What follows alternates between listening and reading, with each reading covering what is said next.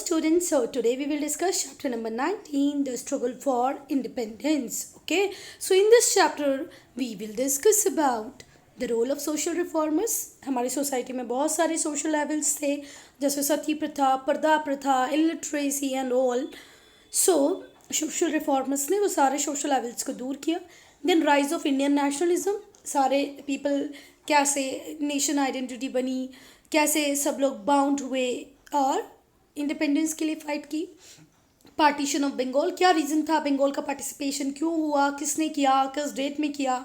Then swadeshi movement, then who was revolutionaries and activities of revolutionaries. बहुत सारी ऐसी activities थी जिनको रेवोल्यूशनरी ने परफॉर्म करके ब्रिटिशर्स को दिखा दिया कि हम इंडियंस बिल्कुल भी कम नहीं हैं. Then world war one and after. Okay, so students, first question come to your mind, and the question is, what is social reformers, या who is known as social reformer. social reformer क्या है, social reformer कौन होते हैं? तो बेटा social reformers वो सारे लोगों को हम कहेंगे जो हमारी सोसाइटी में कुछ ना कुछ रिफॉर्म करते हैं, सुधार करते हैं, इम्प्रूवमेंट करते हैं. Okay, so social reformers are those person who improve और who reform our society. Okay, हमारी सोसाइटी को जिन्होंने भी रिफॉर्म किया. See, basically when we talk about the earlier period, various social levels were there in our society, like caste system. Upper caste is there, lower caste is there, sati pratha, killing of female babies. These all bad practices, evil practices were there in our society. Okay, which make our society backward. अगर आप किसी female baby को मार दोगे या किसी female को आप एजुकेशन का राइट नहीं दोगे, तो क्या इससे हमारी सोसाइटी अपलिफ्ट कर जाएगी कि हम बैकवर्ड बन जाएंगे? तो बेटा यही सारे रीजंस थे जिसकी वजह से हम क्या बने रहे बहुत पीरियड तक बैकवर्ड बने रहे. ठीक है, सो जितने भी बिफोर रिवोल्ट ऑफ 1857, अभी रिवोल्ट नहीं हुआ है 1857 का, जो जितने भी एजुकेटेड इंडियंस हैं उन्होंने रियलाइज़ किया कि हमारी सोसाइटी में बहुत सारे सोशल लेवल्स हैं, like caste system, killing of female babies, Sati, child marriage. छोटे छोटे बच्चों की शादी कर देते थे, उनको पता भी नहीं होता था what is marriage. They girls are not capable of doing their homework, then to marriage हो जाती थी उन लोगों की, बहुत छोटे छोटे. इतने सारे एवल्स थे जो हमको बैकवर्ड बनाए थे. ठीक है, there were the main reasons for sad state of Indian. और इसीलिए इंडियन बहुत एक सैड स्टेट था. तभी तो ब्रिटिशर्स हमारे ऊपर 350 ईयर रूल कर, 300 अप्रॉक्सीमेटली 300 रूल कर गए, क्योंकि हम लोग अननेसेसरी चीज़ों में बंधे हुए थे. कुछ भी वो काम नहीं करते थे जो हमारी सोसाइटी को अपलिफ्ट करे, सारे उल्टे सीधे काम. Okay, yes. So in educated Indians, the educated Indians realise that removal of those outdated custom and superstitions were necessary for the progress of Indian society. सीधे वर लाइक कि अगर इंडियन सोसाइटी को progress करना है तो ये outdated custom, superstitious को तो हमको दूर करना ही पड़ेगा. What is superstitious? वो चीज़ें जो हैं ही नहीं, अंधविश्वास. ठीक है, आउटडेटेड कस्टम्स, बहुत पुराने टाइम से चले आए हुए कस्टम, ये सब हमारी सोसाइटी को कहीं ना कहीं बैकवर्ड कर रहे हैं. तो इनको आप रिमूव कर दो तो सोसाइटी अपलिफ्ट कर जाएगी. This could be done by educating the people. एक तो होता है आप लोगों को एजुकेशन दो तो वो खुद रीजनिंग करेंगे, वो खुद सुपरस्टिशियस ट्रेडिशंस, कस्टम्स को नहीं मानेंगे जो अननेसेसरी है. ठीक है, कंजर्वेटिव प्रैक्टिसेस को छोड़ देंगे. तो first is to give them education. बहुत सारे सोशल रिफॉर्मर्स थे जैसे राजा राम मोहन रॉय, ईश्वर चंद्र विद्यासागर, दयानंद सरस्वती, सावित्री फुले, सैयद अहमद खान. इन्होंने बहुत सारी सोशल एविल प्रैक्टिसेस के खिलाफ लड़ाई की. If somebody ask you write down the name of some social reformers, तो just write the name of Raja Ram Mohan Roy, Ishwar Chandra Vidyasagar, Dayanand Saraswati, Savitri Bai Phule, sir Syed Ahmad Khan. Okay, yes students, तो it is the image of Raja Ram Mohan Roy, Dayanand Saraswati, sir Syed Ahmad Khan. Okay, the rise of Indian nationalism. Indians में ये जो देशभक्ति वाली भावना है ये कैसे आई, कैसे धीरे धीरे इसका राइज हुआ. Okay, so the revolt of 1857 made the people of Indian realise the injustice of British rule and the value of freedom. जब 1857 का वॉर हो गया ना बच्चा लोग, तब हम इंडियंस को हमने रियलाइज़ किया कि ब्रिटिशर्स बहुत अनफेयर है हमारे साथ. ठीक है, फ्रीडम एक बहुत नेसेसरी चीज़ है जो हमको मिलनी चाहिए. ठीक है, the people most affected by thinking were educated Indians. और ये जो सोचने का काम है, लॉजिकल रीजनिंग है, थिंकिंग है, क्रिटिकल एनालिसिस है, ये कौन लोग ज़्यादा कर पाते हैं बेटा? जिन्होंने कभी एजुकेशन लिया हो, जो एजुकेटेड हो। ओके, तो वो बहुत ज़्यादा डिससेटिस्फाइड होते गए टाइम बीइंग किससे बेटा? ब्रिटिश रूल से। और बहुत सारे many of this and some Englishman who supported them, कुछ इंग्लिशमैन को भी लगता था कि ब्रिटिश बहुत अनजस्टिस कर रहे हैं यहाँ पर। The Britishers themselves thinking about their unjust rule, they came together in 1885 and formed Indian National Congress. So if somebody asks you in which year Indian National Congress formed, so just say 1885. Who formed Indian National Congress? So A O Hume. Who formed, students? A O Hume. Wait. Alan Octavian Hume. Okay. अब कांग्रेस बन गई तो इन लोगों के session भी होंगे, meetings भी होंगे। तो जो फर्स्ट सेशन था कांग्रेस का, इंडियन नेशनल कांग्रेस का, वो कहाँ पर हुआ स्टूडेंट्स? बॉम्बे में। कहाँ पर हुआ बच्चा लोग? बॉम्बे में। जो पहला सेशन था इंडियन नेशनल कांग्रेस का, वो कहाँ पर हुआ? बॉम्बे में हुआ, जिसको आज मुंबई बोलते हैं। After that it meets in different cities every year. Okay, so 1885 में with the help of some Indians, educated Indians, English people, Congress in the Indian National Congress established in 1885, and the person who initiated is A.O. Hume. Okay, and first session was there at Mumbai, in Mumbai. Okay, that time Bombay.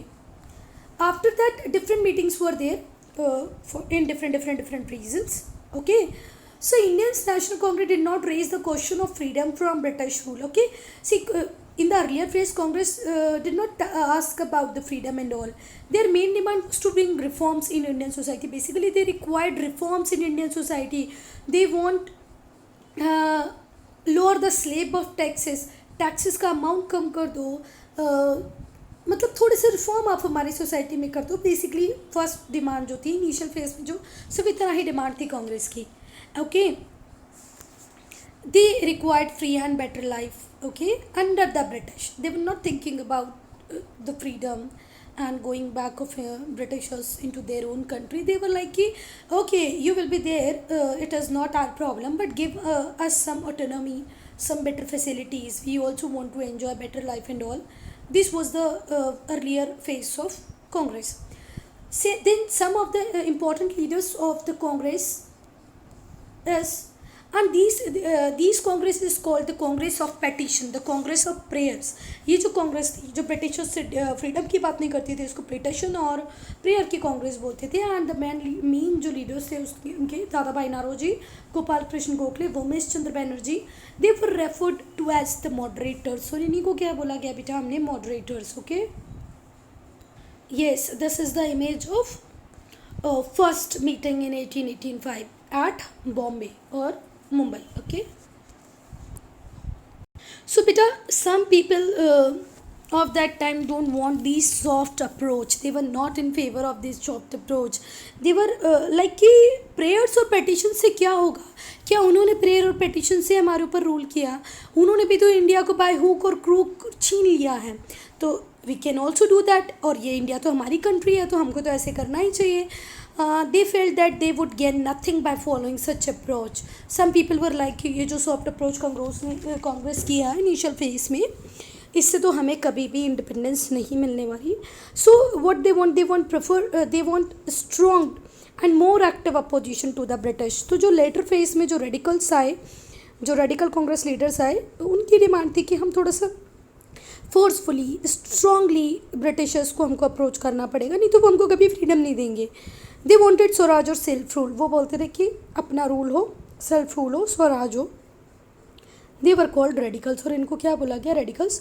और इनके important leaders हैं बाल गंगाधर तिलक, बिपिन चंद्र पाल, लाला लाजपत राय। इनको आप shortly ऐसे भी याद कर सकते हो, लाल, बाल एंड पाल। लाला लाजपत राय, बिपिन चंद्र पाल और बाल गंगाधर तिलक। लाल, बाल, पाल, लाला Lajpat Rai, Bal Gangadhar Tilak, Bipin Chandra Pal. Okay, you can if you want, otherwise तो लर्न करने में 3 वर्ड में कोई दिक्कत नहीं।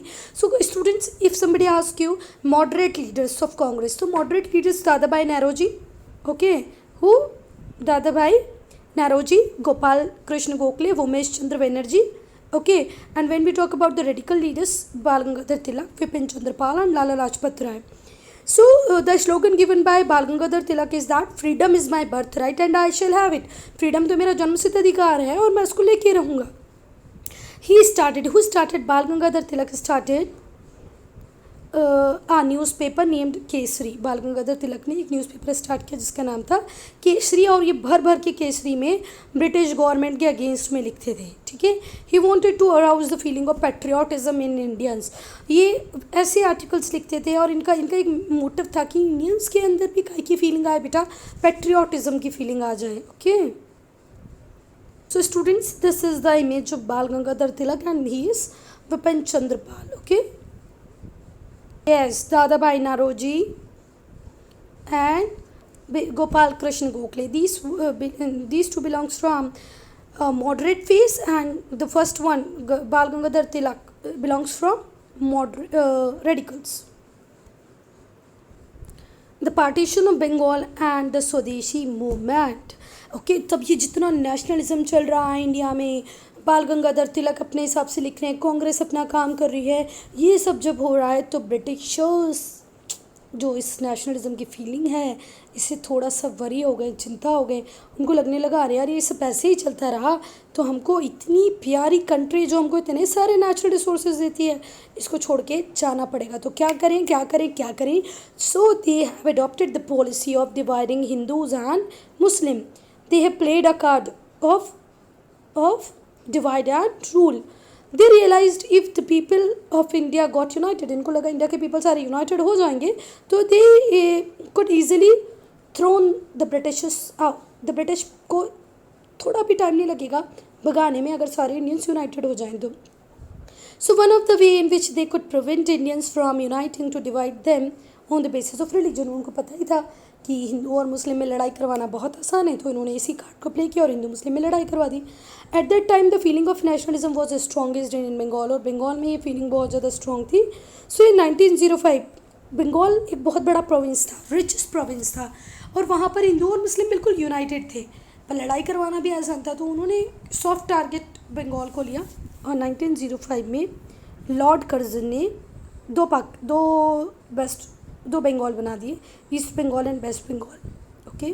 दे decided to divide Bengal into two parts, one for Hindu and another for Muslim. He divided the Bengal in such a way that one is having Hindu majority and another is having Muslim majority. When in 1905.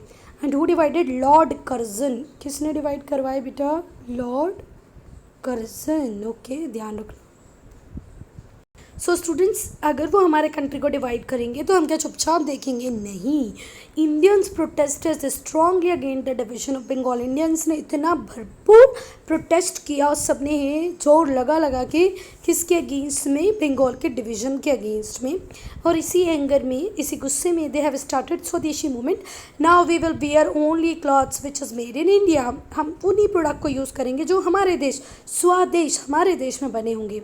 स्वदेशी means own country. स्वदेशी का मतलब क्या होता है? स्व मतलब खुद का, अपना, और देशी मतलब अपने देश का. People plus to use Indian made goods in their country and boycotted British made good. Then everybody is trying to use only Indian made goods and boycotted British good. And even some people placed, कुछ लोगों ने तो कसम भी खा ली कि हम अब यूज़ ही नहीं करेंगे foreign made goods. So bonfire of British goods specially clothes were made at several places. बहुत सारी जगहों पर जो ब्रिटिश मेड गुड थे उनका बोनफायर, बड़े बड़े ऐसे ढेर लगा दिए गए और उसको आग लगा दी गई. Women and students also participated in this movement. Women और स्टूडेंट ने भी इस मूवमेंट में पार्ट लिया. Okay. It started in Bengal but soon spread in the whole India. Bengal में स्टार्ट होकर पूरे इंडिया में फैल गई थी. ओके. तो स्टूडेंट्स, अब आपको क्या लगता है? अब ब्रिटिशर्स के साथ बैठे होंगे, चुपचाप बैठे होंगे? No. The British tried ruthlessly put down the movement. Britishers ने बहुत बुरी तरीके से पूरे मूवमेंट को क्रश करने का सोचा, सप्रेस करने का सोचा. People were find and mercilessly beaten. बहुत बुरी तरीके से उनको मारा जाने लगा, उनके ऊपर फाइन लगाए. But ultimately the opposition to the partition of Bengal was successful and British were force to reunite. Britishers ने बंगाल को फिर से रीयूनाइट किया क्योंकि इतना पूरा मैसिव लेवल पे प्रोटेस्ट चल रहे थे तो ब्रिटिशर्स थोड़ा सा इस प्रोटेस्ट से डर गए. और उसके बाद उन्होंने हिंदू और मुस्लिम ने जो अलग अलग पाकिस्तान बंगाल हो गए थे उसको हटाकर यूनाइट कर दिया बंगाल को, ठीक है।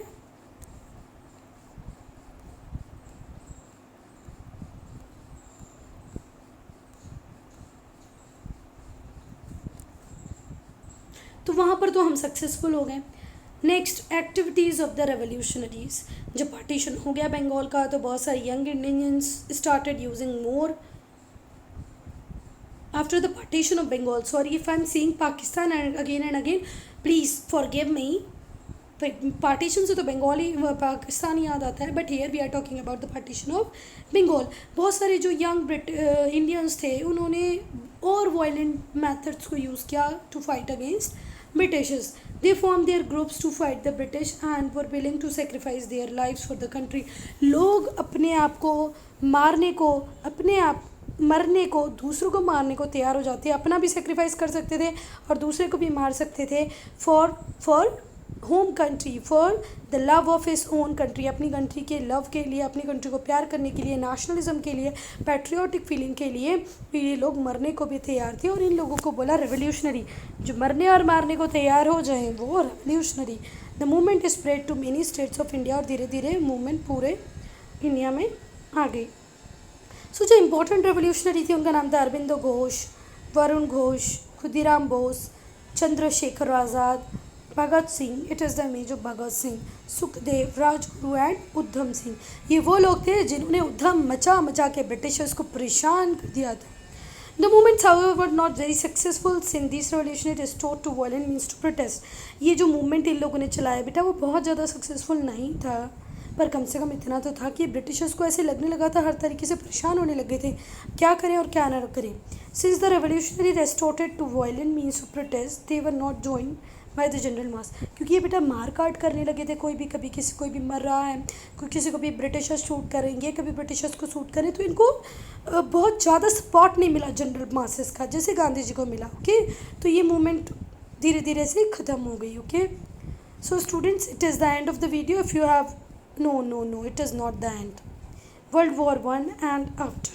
Okay, so World War I broke out in 1914. World War I कब ख़त्म हुआ बेटा? 1940 में। इसमें बहुत सारे इंडियन सोल्जर्स की डेथ हुई क्योंकि वो ब्रिटिश आर्मी में लड़ रहे थे। सोल्जर हमारे लड़ रहे हैं ब्रिटिशर्स की साइड से, और बहुत सारों की डेथ हुई। जब thousands of people were killed, Indians thought that British would be more sympathetic towards them after the war. जब हमारे इतने सारे इंडियंस मर गए ना वर्ल्ड वॉर वन में, तो the common people were like कि अरे अब तो ब्रिटिशर्स हमारे लिए थोड़े सिंपैथेटिक हो जाएंगे, हमारे ऊपर जो ब्रूटल सप्रेशन की साइकिल चल रही वो ख़त्म हो जाएगी। पर ऐसा कुछ भी नहीं हुआ। The britisher became even more sharper towards Indians. उन लोगों ने तो क्या करना स्टार्ट कर दिया बेटा, उन लोगों ने तो और ज़्यादा जुल्म ढाया हमारे ऊपर, और क्या लेके आए? रूलेट एक्ट जैसी चीज़ लेके आ गए इंडियंस के लिए। Yes students, they started imposing fresh tax, okay, to cover the losses they suffered in the war. उन्होंने इंडियंस, कॉमन इंडियंस के ऊपर टैक्स के अमाउंट को बहुत ज़्यादा बढ़ा दिया। क्यों बढ़ा दिया बेटा?